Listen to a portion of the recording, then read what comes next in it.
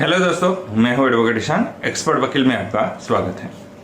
दोस्तों, आज हम बात करेंगे कि अगर किसी जमीन की दो बार यानी कि अलग अलग तरीके से रजिस्ट्री कराई गई है तो फिर वो दो रजिस्ट्री है तो उनमें से कौन सी जो है रजिस्ट्री मान्य रहेगी, यानी कि कौन सी जो रजिस्ट्री है वो वैलिड मानी जाएगी। क्या पहली वाली रजिस्ट्री वैलिड मानी जाएगी या फिर दूसरी वाली रजिस्ट्री है जो है मानी जाएगी।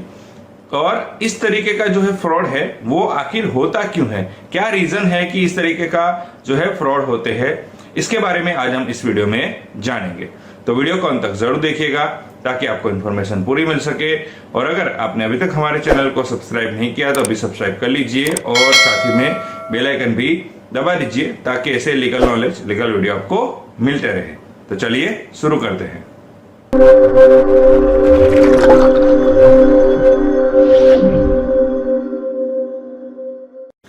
तो फ्रेंड्स, बात करते हैं कि कई बार हमने देखा है कि जो जमीन से रिलेटेड जो मैटर्स होती है उसमें कई बार फ्रॉड्स होते हैं। कई बार एक ही व्यक्ति एक ही जमीन को कई लोगों को बेच देता है। तो आखिर इस तरीके के फ्रॉड होते क्यों हैं, और अगर ऐसे में अगर एक ही जमीन को बार बार बेची गई है तो कौन सी जो है रजिस्ट्री या कौन सा जो सेल है जो किया गया है उसे वैलिड माना जाएगा। तो देखिए, मैं आपको ये एक एग्जाम्पल से समझाता हूं कि ए व्यक्ति है जिसने अपनी जमीन बी को सेल कर दी और बी के नाम रजिस्ट्री भी करा ली।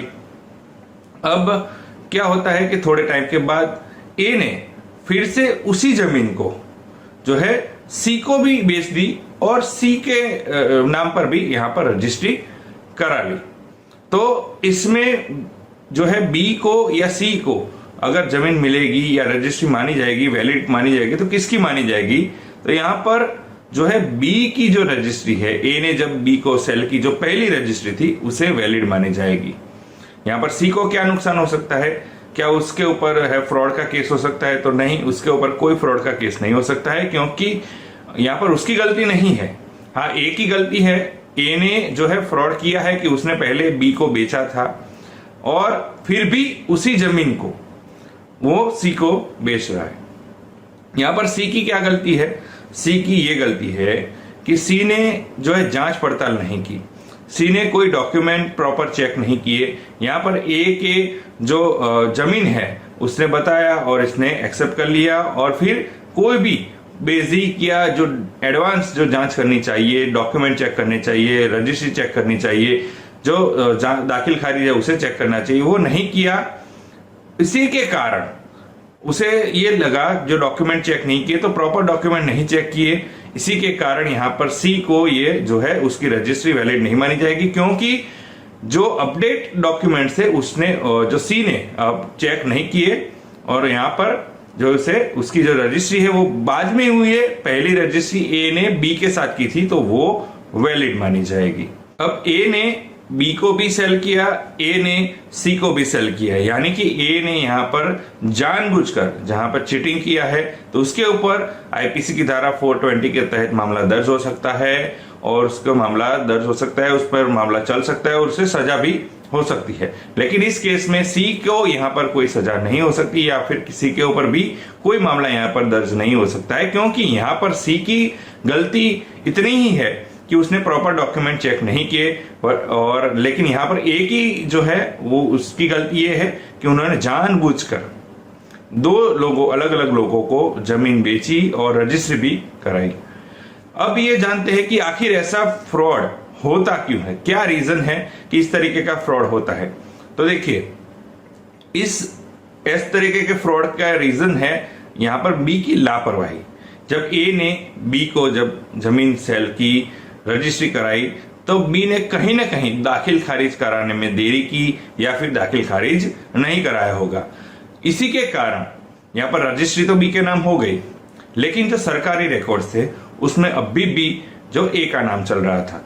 तो थोड़े टाइम के बाद जब ए ने देखा कि यहाँ पर सरकारी रिकॉर्ड में आज भी उसी का नाम चल रहा है, 2 साल हो गए, 3 साल हो गए, 4 साल हो गए होंगे, लेकिन यहाँ पर बी ने जो दाखिल खारिज नहीं कराया, म्यूटेशन नहीं कराया, डॉक्यूमेंट जहां पर अपडेट नहीं कराए, उसका यहाँ पर ए का नाम खारिज नहीं कराया, अपना नाम दाखिल नहीं कराया, इसके कारण यहाँ पर कहीं ना कहीं ये जो एक को एक मौका मिला कि अभी भी जो है सरकारी रिकॉर्ड में सभी जगह उसी का नाम चल रहा है, तो फिर वो इस तरीके का फ्रॉड कर सकता है।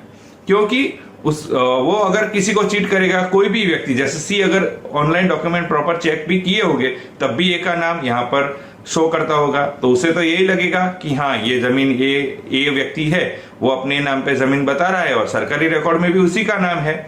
तो जिसके कारण यहाँ पर बी की जो लापरवाही है उसके कारण इस तरीके के फ्रॉड होते हैं।